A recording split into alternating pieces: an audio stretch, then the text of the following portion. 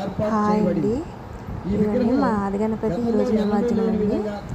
అయితే ఇక్కడ ఏంటి కార్యక్రమాలు అవి జరిగాయి అన్నీ ఆ నాన్నగారు మాటల్లో వినండి, ఆయన అన్ని అంతా చెప్తారు.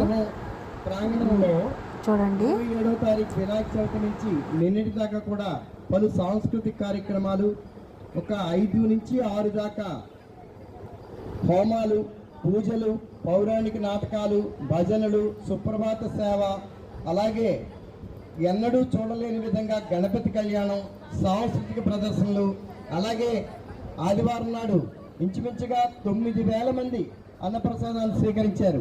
భారీ అన్న సమారాధన. అలాగే ఈ ఆది గణపతి విగ్రహానికి మనం ఎటువంటి టికెట్ కూడా తీసుకోలేదు. దర్శనం కానీ లేకపోతే ఇంకోటి కానీ ఏమీ కూడా లేకుండా భక్తులకు పూర్తి ఉచిత దర్శనం కల్పించామన్నమాట. ఈ 63 అడుగుల ఆది గణపతి దీన్ని మనం చోడవరం ఎంతో గౌరవాన్ని, స్థాయిని, ఒక చారిత్రక ప్రదేశానిక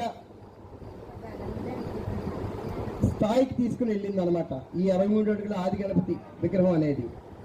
సో ఈ అవకాశాన్ని ఇచ్చిన మన భక్తులు, భాగవతులు, చోడవరం చుట్టుపక్కల ప్రజలందరికీ కూడా మా హృదయపూర్వక కృతజ్ఞతలు తెలియజేసుకుంటున్నాం.